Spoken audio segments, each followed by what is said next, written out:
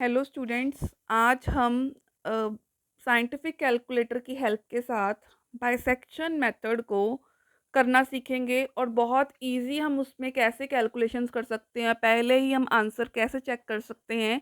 ये सारा हम साइंटिफिक कैलकुलेटर में विद इन फ्यू मिनट्स पूरे के पूरे क्वेश्चन को हम एक ही स्टेप में आंसर कैसे निकाल ले, एक ही स्टेप में अप्रोक्सीमेशंस कैसे सॉल्व करें, ये आज हम इस एग्जांपल के थ्रू सीखेंगे। मैंने एक क्वेश्चन ले लिया है। Find a root of the equation x cube minus four x minus nine equals to zero using the bisection method correct to three decimal places. तो हमें पता है कि बाइसेक्शन मेथड का जो भी स्टेप्स होते हैं, सबसे पहले हमें फंक्शन लिखना होता है और फिर फंक्शन के अंदर वैल्यूज़ पुट करके चेक करनी होती है कि हम क्या पुट करें कि जो फंक्शन की वैल्यू है नेगेटिव आ जाए और क्या पुट करें कि जो फंक्शन की वैल्यू है पॉजिटिव आ जाए। हमने फंक्शन लिख लिया x cube minus four x minus nine. तो हमें अगर पता है कि फंक्शन सारा नेगेटिव, कुछ पॉजिटिव कुछ नेगेटिव है, तो मतलब zero one two three four हम ऐसे ही वैल्यूज़ लेंगे। नेगेटिव वैल्यूज़ हम तब लेंगे अगर ये सारा का सारा पॉजिटिव हो और हमें दिख रहा हो कि फंक्शन की वैल्यू सिर्फ और सिर्फ पॉजिटिव जा रही, उस टाइम हम नेगेटिव की तरफ जा सकते हैं। बट मोस्टली जो आपको क्वेश्चंस पूछे जाते हैं वो पॉजिटिव नेगेटिव इस तरह से होते हैं। तो वहाँ हमारा मतलब zero one two three four इन्हीं वैल्यूज़ को चेक करने से एक पे फंक्शन की वैल्यू पॉजिटिव और एक के ऊपर फंक्शन की वैल्यू नेगेटिव निकल आती है। तो जब भी आपका फंक्शन अलजेब्राइक हो, लॉग हो, तो यहाँ पे आपने हमेशा डिग्रीज में इसको सॉल्व करना होता है।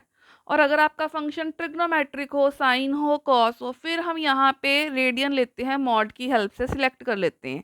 तो ये ऑलरेडी डिग्रीज में है तो हम इसको डिग्रीज में ही करेंगे और हम इस फंक्शन को पहले टाइप करेंगे। फंक्शन है मेरा एक्स क्यूब, तो पहले मैं लिखूंगी अल्फा, फिर मैं यहाँ से ये एक्स है ये मैं टाइप करूंगी, ये मेरा एक्स बन जाएगा। क्यूब, तो मुझे पावर लेनी है, पावर कितनी है थ्री, मैं थ्री प्रेस करूंगी, ये मेरा बन गया एक्स क्यूब। फिर है मेरा माइनस फोर, मैंने प्रेस किया माइनस और फोर। फिर है मेरा एक्स, एक्स मेरे को पता है पहले मुझे अल्फा लेना पड़ेगा और फिर मेरे को ये लेना पड़ेगा, यहाँ पे ये है एक्स। ठीक है, ये मेरा आ गया माइनस फोर एक्स, फिर है माइनस और फिर है नाइन। इस तरह से मैंने इस फंक्शन को अपने पास लिख लिया। तो अब इस फंक्शन को लिखने के बाद पहले मैं इसका डायरेक्ट आंसर चेक कर सकती हूँ कि इसका आंसर क्या है। अगर आंसर पता हो फिर हम इनिशियल अप्रॉक्सीमेशंस इजीली उसके आइडिया से हम ले सकते हैं। तो मैंने क्या किया, शिफ्ट कैल्सी दो बार प्रेस किया तो मेरे को पता लग गया। मैं यहाँ पे अपने पास साइड में रफ में लिख छोड़ूंगी कि जो मेरा आंसर है वो आएगा 2.7065। उसने थ्री डिजिट्स तक कहा है तो मतलब 706 706, जब तक दो बार ये वैल्यूज रिपीट नहीं हो जाती है अप्रॉक्सीमेशंस में, 2.706 2.706 सेम ना आ जाए दो अप्रॉक्सीमेशंस में, तब तक मैं वो अप्रॉक्सीमेशंस को ट्राई करती जाऊंगी। अब मेरे को इतना पता लग गया अगर इसका आंसर 2.706 है तो मतलब इसका जो आंसर है वो टू और थ्री के बीच में है। तो मेरे को इसकी एक वैल्यू चेक कर लूँगी मैं एफ ऑफ टू, जो कि नेगेटिव आएगी, और एक इसकी वैल्यू मैं चेक कर लूँगी एफ ऑफ थ्री। अब आंसर की वैल्यू चेक करने के लिए फंक्शन की मैं सिर्फ एक बार कैल्सी प्रेस करूँगी, ये एक्स की वैल्यू पूछेगा, मैं यहाँ पे प्रेस करूँगी टू और फिर मैं करूँगी इक्वल टू। इसका मतलब जो मेरा एफ ऑफ टू आएगा वो सिंप्लीफाई करके माइनस नाइन होगा जो कि नेगेटिव है। अब मेरे को एफ ऑफ थ्री चाहिए, फंक्शन मैंने ऑलरेडी टाइप किया हुआ है, मैं सिर्फ एक ही बार कैल्सी प्रेस करूंगी, वो एक्स की वैल्यू पूछेगा, मैं यहाँ पे थ्री प्रेस करूंगी और इक्वल टू प्रेस करूंगी, तो मेरे पास फंक्शन की वैल्यू निकल आई सिक्स जो कि पॉजिटिव है।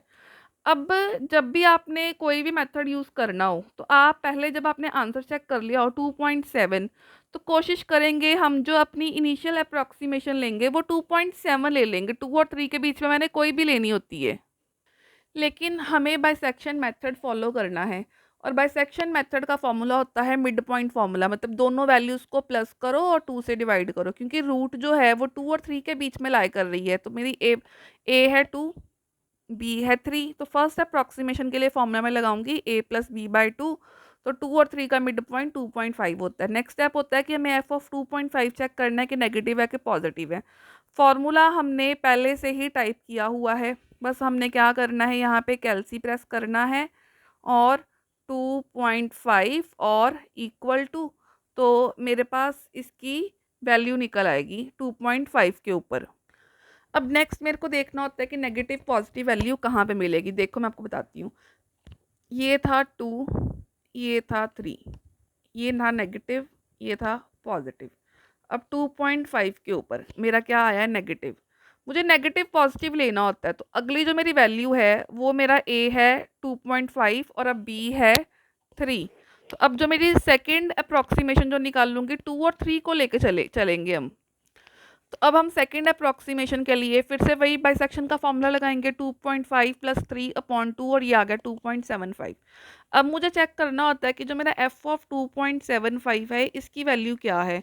तो मुझे सिर्फ और सिर्फ कैल्सी प्रेस करना है और 2.75 प्रेस करना है और इक्वल टू कर देना है, और ये वैल्यू मेरी निकल आई पॉजिटिव 0.796875। ये मेरी क्या आ गई है, पॉजिटिव। तो अब आप देखो, मैंने अब इंटरवल नेगेटिव जो नेक्स्ट वैल्यू ली थी वो थी मेरी अब 2.5 और 3। ये नेगेटिव था, ये पॉजिटिव था, ठीक है।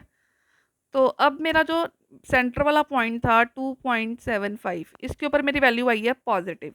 तो अब मैं जो नया थर्ड अप्रॉक्सीमेशन के लिए इंटरवल लूँगी वो 2.5 और 2.75 लेके चलूँगी, 2.5 और 2.75।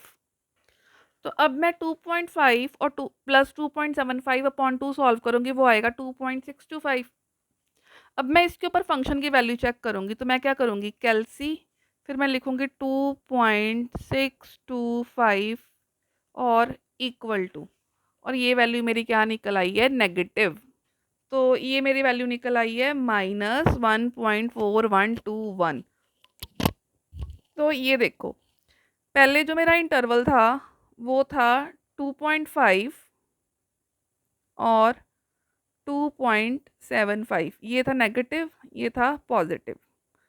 अब जो मेरा इंटरवल आया, मेरा पॉइंट था 2.625, इसके ऊपर मेरी वैल्यू निकली है नेगेटिव। तो नेगेटिव से पॉजिटिव इंटरवल लेना होता है, ये नेगेटिव और ये पॉजिटिव। अब मैं नेक्स्ट फोर्थ अप्रॉक्सीमेशन के लिए ये दो पॉइंट्स लेके चलूँगी, इन दोनों को प्लस करूँगी और 2 से डिवाइड करूँगी। तो इसी तरह से हम इस प्रोसेस को रिपीट करते जाएंगे सेम को, जब तक कि डेसिमल के बाद हमारे 3 डिजिट्स जो हैं वो सेम ना आ जाए, और x12 तक हम इस तरह से इसको करेंगे और लास्ट में जाके हमारा जो आंसर है 2.7064 आ गया। तो इस तरह से आपने देखा कि अगर हम साइंटिफिक कैलकुलेटर में एक एक टर्म को सिंप्लीफाई करेंगे बार बार, तो वो बहुत ज़्यादा लेंथी और टाइम कंज्यूमिंग होगा, और साइंटिफिक कैलकुलेटर में एक ही बार फॉर्मूला टाइप करने के बाद आपको इसका कम टाइम में इजीली आंसर मिल जाएगा। Thank you.